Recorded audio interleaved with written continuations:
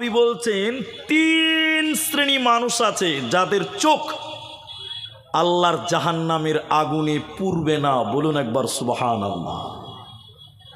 আরে জাহান্নাম, এরপর রাসূল বললেন দুই শ্রেণী মানুষ যাদের চক্ষু জাহান্নাম দেখবেও না। আরেকবার বলুন সুবহানাল্লাহ। জাহান্নামে পুড়বে না, জাহান্নাম দেখবে না, দুই শ্রেণী অথবা তিন শ্রেণী মানুষের চক্ষু। দেখেন তো আপনি তার মধ্যে আছেন কি নাই। আল্লাহ নবী দেখছেন, এদিকে আমার দিকে দেখেন।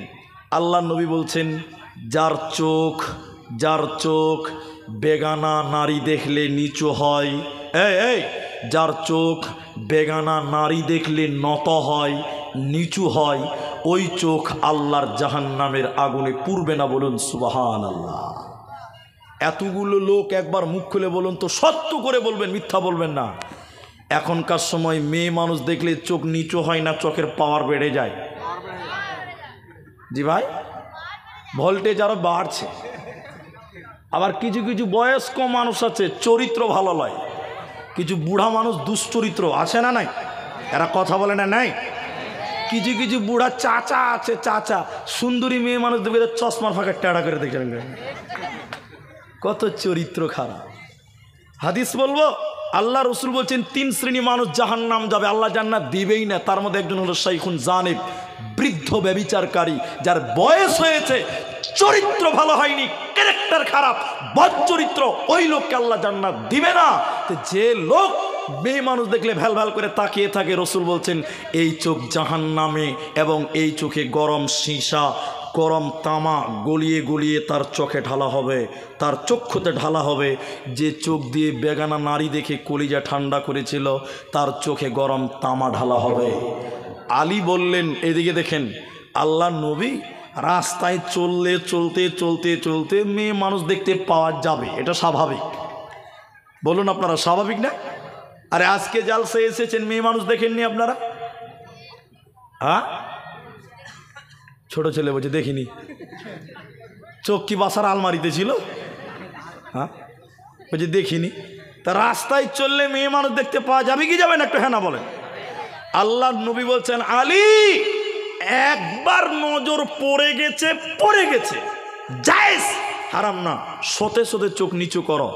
দ্বিতীয়বার মেয়েটার দিকে মুখ তুলে চোখ তুলে তাকানো যাবে না। আমি তো জালসা করি প্রতিদিন, যারা আমাকে চেনেন জানেন। জালসাতে দিনাজপুরের লোককে, আমি গ্রামের নামটা বলছি না, বলছি যে একবার দেখলে গুনাহ হবে না, নামিয়ে নিতে হবে চোখ। একবার দেখেন কোনো গুনাহ হবে না। তখন কয়েকটা জিন্সের প্যান্ট পরে ছেলে মানুষ দাঁড়িয়ে বলছে, মুলি সাহেব একবার দেখলে যখন গুনাহ হবে না, তো দেখবো তো একবারই দেখবো, কিন্তু 10 মিনিট ভৈরা দেখবো। জি ভাই, বলছে একবার যখন জায়েজ আছে তো একবারই দেখবো, কিন্তু 10 মিনিট ভৈরা একদম কলজাখানা ঠান্ডা করে তারপরে। হ্যাঁ, চলেন হাদিসের ভাষায় চলেন, আবার হাদিসের ভাষায় চলেন। তিন শ্রেণী মানুষের চক্ষু জাহান্নাম দেখবে না, জাহান্নামের আগুনে পুড়বে না। তার একজন হলো নারী দেখলে যার চক্ষু নত হয়, নিচু হয়, ওই লোক, ওই তার চোখ জাহান্নামে পুড়বে না। দ্বিতীয় নম্বর শুনেন যেটা বক্তব্য, যার চক্ষু আল্লাহর ভয়ে কাঁদে, যার চক্ষু দিয়ে আল্লাহর ভয়ে কাঁদার কারণে পানি বের হয়। তনহাই মে খোদা কো ডরনে কা নাম তাকওয়া, নির্জনে একাকিত্বে যে আল্লাহর ভয়ে কাঁদে, আর কাঁদতে কাঁদতে যার চোখ দিয়ে পানি পড়ে। বিশ্বনবী বলেন, উম্মত কিয়ামতের দিন তোমার চক্ষু আল্লাহ জাহান্নাম দেবে না, জাহান্নাম যেতে হবে না, হবে না। এই জন্য নবী বলে, তোমরা জাহান্নাম থেকে বাঁচবে আল্লাহর ভয়ে, তোমরা কাঁদবে, আল্লাহকে তোমরা ভয় করবে, তোমাদের জাহান্নাম যেতে হবে না, হবে না। হযরতে আবু হুরায়রা রাদিয়াল্লাহু তাআলা আনহু তিনি বর্ণনা করেন, বিশ্বনবী বললেন, শুনে নাও, গাভীর বাট থেকে দুধ দুয়ার পরে ওই বাটের ভিতরে যেমন দুধ ভরা যায় না, গরুর গাভীর বাট থেকে দুধ দুয়ার পরে ওই দুধ আর বাটের ভিতরে ভরা যেমন অসম্ভব অসম্ভব অসম্ভব। বিশ্বনবী বলেন আল্লাহর ভয়ে কানবে যে ব্যক্তিটা, ওই ব্যক্তির জাহান্নাম যাওয়াটাও তেমন অসম্ভব। অতএব আল্লাহর ভয়ে কানবে যারা, ওরা আল্লাহর জাহান্নাম থেকে বেঁচে যাবে, ওরা জাহান্নাম যাবে না, মিল যেতে হবে না। এজন্য বিশ্ব নবীর চরিত্রটা দেখলেন, নবীজি কেমন আল্লাহকে ভয় করতেন, সাহাবীরা কেমন আল্লাহকে ভয় করতেন, একটু আপনারা নজরপাত করুন। আল্লাহর নবী বলেন ওয়াল্লাযী নাফসি বিয়াদিহি লাউ তা'লামুনা মা আ'লামুন, আমি সেই আল্লাহর কসম করে বলছি। বিশ্ব নবী বললেন শোনো, ওই আল্লাহর কসম করে আমি বলি, আমি যতটা আল্লাহকে জানি তত তোমরা আল্লাহকে জানতে, আমি যতটা আল্লাহকে জানি তোমরা যদি ততটা আল্লাহকে জানতে। লাউ তা'লামুনা মা আ'লামুন লা বাকাইতুম কাসীর ওয়ালা যাহিকতুম কলিল, তাহলে দুনিয়াতে তোমরা হাসতে কম কাঁদতে বেশি, তাহলে দুনিয়াতে তোমরা হাসতে কম কাঁদতে বেশি। আর আজকের মুসলমান হাসে বেশি কাঁদে কম, তার মানে আমাদের ভিতরে আল্লাহ জ্ঞান নাই, আমাদের ভিতরে আল্লাহর ভয় নাই। আল্লাহ তাবারাক ওয়া তাআলা বলেন ইয়া আইয়ুহান নাস ইত্তাকু রাব্বাকুম ইন্না যালযালাতাস সাআতি শাইউন আযীম, কিয়ামতের ভয়ঙ্কর কম্পট সম্পর্কে তোমরা আল্লাহকে ভয় করো।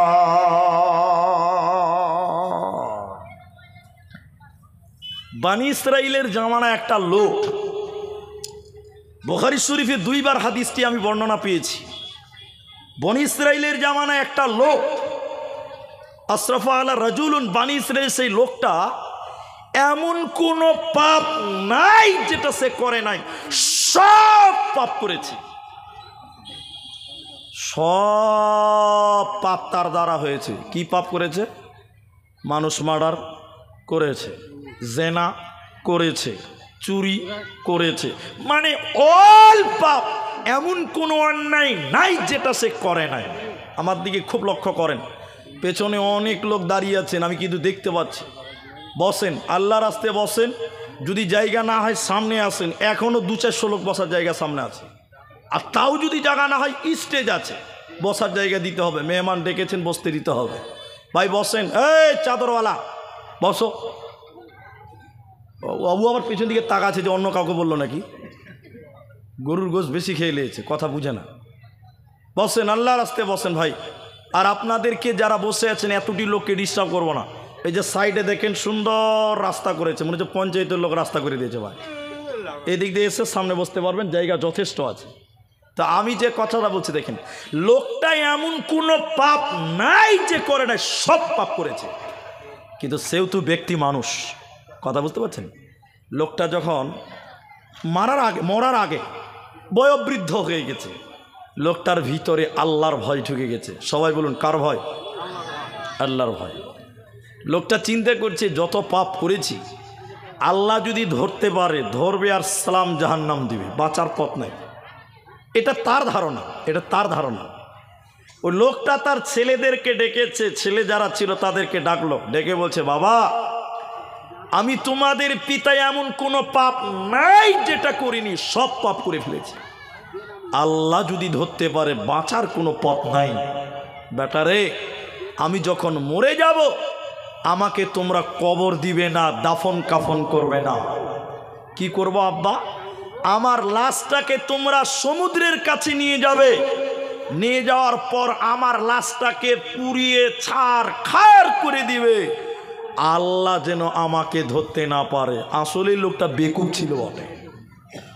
আচ্ছা, আপনারা একটু মুখ খুলে বলবেন কিনা জানি না, আচ্ছা আল্লাহর কাছ থেকে কেউ পালাতে পারবে? এতটি লোক বলে না আল্লাহর কাছ থেকে পালাতে পারবে। পৃথিবীর কে আছে যে বলবে যে আমি আল্লাহর কাছে যাব না?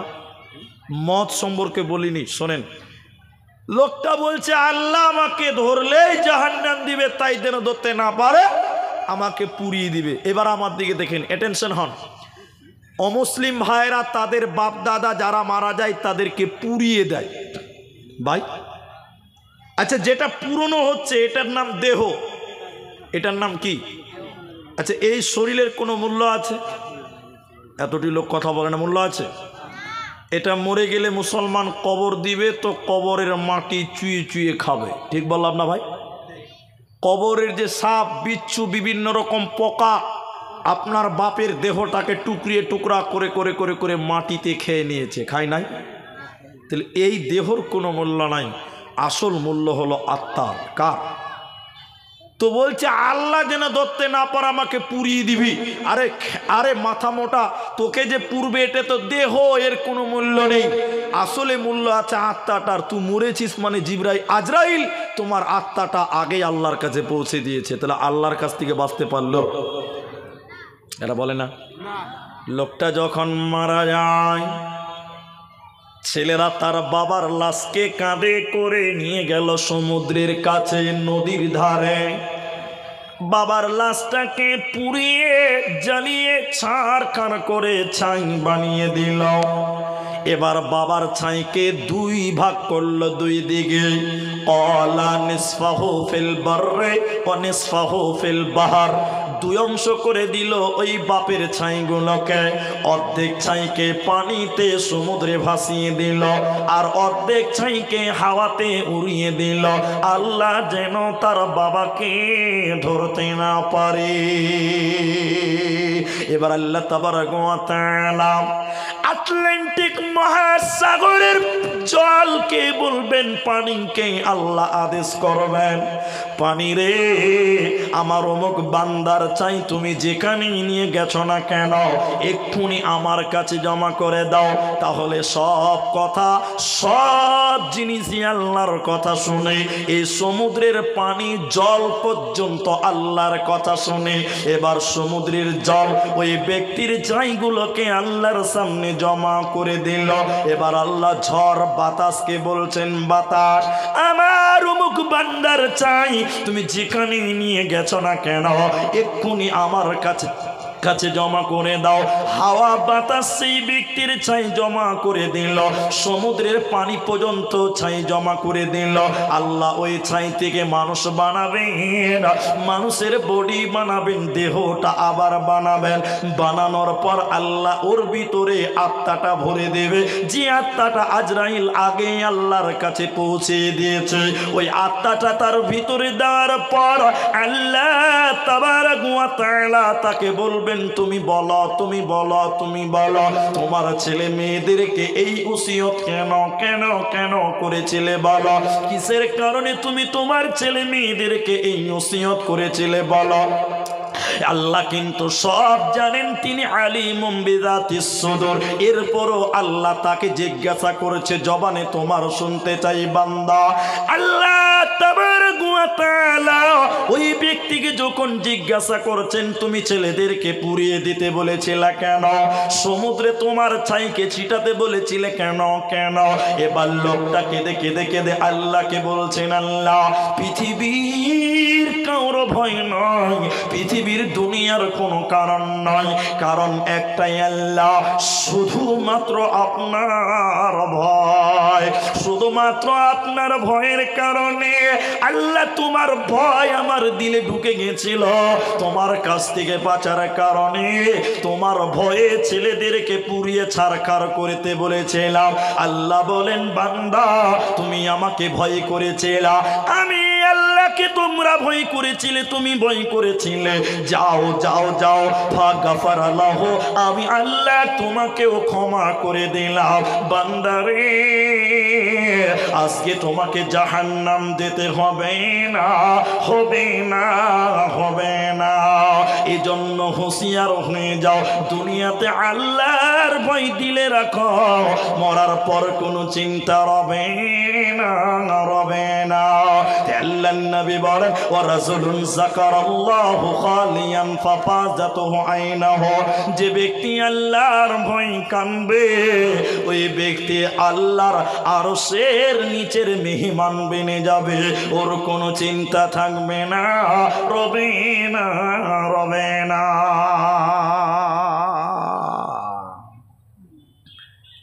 দুটি ফোঁটা ফোঁটা আর দুটি দাগ আল্লাহর কাছে এত প্রিয়, অত প্রিয় আর কোনো কিচ্ছু পৃথিবীতে নাই।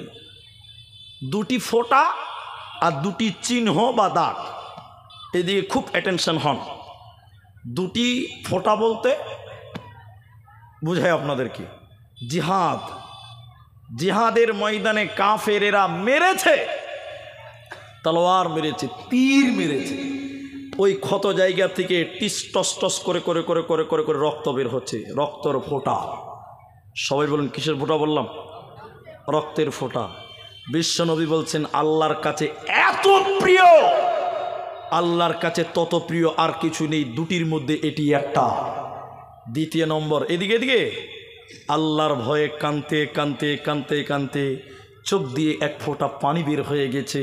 এই পানির ফোঁটার মূল্য এত বেশি, এত বেশি, বিশ্বনবী বললেন এর চাইতে বেশি মূল্যবান ফোঁটা দ্বিতীয় নম্বর যেটা বললাম আর প্রথম নম্বর, এই দুটি ছাড়া আর কোনো কিছু ফোঁটা এত মূল্য আল্লাহর কাছে নেই যতটা মূল্য আছে এক ফোঁটা চোখের পানির ফোঁটা। আল্লাহর ভয়ে কান্দার জন্য যে ফোঁটাটা বের হয় সেটার মূল্য যত। দাগ দুটাও বলে দিই মাঝখানে যখন বললাম কাফেরেরা মেরেছে, দাগ হয়েছে, এটা একটা চিহ্ন। দ্বিতীয় নম্বর, যে কোনো ফরজ ইবাদত করতে গিয়ে যে ফোঁটাটা হয়, এদিকে দেখেন, এদিকে আমার দিকে দেখলে বুঝতে পারবেন অনেক মুসল্লির কপালে দাগ পড়ে গেছে। কি ভাই পড়ে না? এতটি লোক কথা বলে না, পড়ে না? জি ভাই, আপনারা দুজন দাঁড়িয়ে আছেন কেন ভাই? ও কাউকে ডাকছেন আপনারা? বসেন বসেন, একবারই বুঝে নিয়েছে বসতে হবে, বসেন। আহারে ভাই, আপনারা যারা ভলেন্টিয়ার পেছনে আছেন লোকগুলোকে একটু বসার ব্যবস্থা করে দেন। এমন করে দাঁড়িয়ে আছে যে তুই টাকা দিলেই পালাবো। যে কারো কাছে টাকা যখন পাই তখন এরকম দাঁড়িয়ে থাকে না, যে তুই দে, দিলেই তো পালাবো, তো ওই রকম করে দাঁড়িয়েছে ভাই। আল্লাহ আল্লাহ বুঝদান করুক, সকলে বলুন আল্লাহ আমিন। আচ্ছা, আমাদের একবার বসার তৌফিক দিয়েছে এই জন্য বলুন আলহামদুলিল্লাহ, আর ওদেরকে বসার তৌফিক দেয়নি এই জন্য বলুন ইন্নানিল্লাহ। এরা ইন্নানিল্লাহ বলে না রে ভাই, খালি পঞ্চায়েতের ভোট আসতে দেন করে জিন্দাবাদ জিন্দাবাদ জিন্দাবাদ, হ্যাঁ, আর আলহামদুলিল্লাহ সুবহানাল্লাহ নেই। যে কথা বলছে শুনেলেন, আল্লাহর ভয় কোরআনে আল্লাহ বারবার করে বলছেন। আমি একটা শুধু আয়াত আপনাদের নিয়ে এতক্ষণ আলোচনা করলাম, এরপরে শুধু মানুষদেরকে নয়, এখানে বলেছেন নাস মানে মানুষের পরে আল্লাহ মুমিনদেরকে স্পেশাল করে বললেন, ইমানদারদেরকে স্পেশাল করে বললেন, আল্লাহর প্রিয় বান্দা যারা তাদেরকে বললেন ইয়া আইয়ুহাল্লাযীনা আমানুত্তাকুল্লাহ, হে ইমানদারেরা তোমরাও আল্লাহকে ভয় করো, তোমরাও তোমাদের রব আল্লাহকে ভয় করো।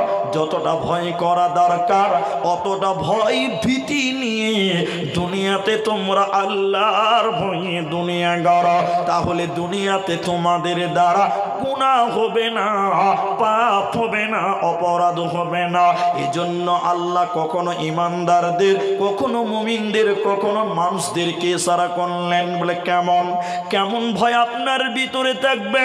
হযরতে আবু বকর সিদ্দিক রাদিয়াল্লাহু তাআলা আনহু যখন তিনি নামাজ পড়তেন এতটা কাঁদতেন, এতটা কাঁদতেন, এতটা কাঁদতেন, পাড়ার প্রতিবেশীর ছেলে মেয়েরা মনে করত নিশ্চয়ই আবু বকর বাকার পাগল হয়ে গেছে, পাগল হলো, এর কারণে তিনি নামাজের ভিতরে কাঁদছে।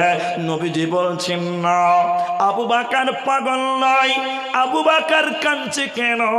আল্লাহর স্মরণে, আল্লাহর ভয়ে কাঁদছে।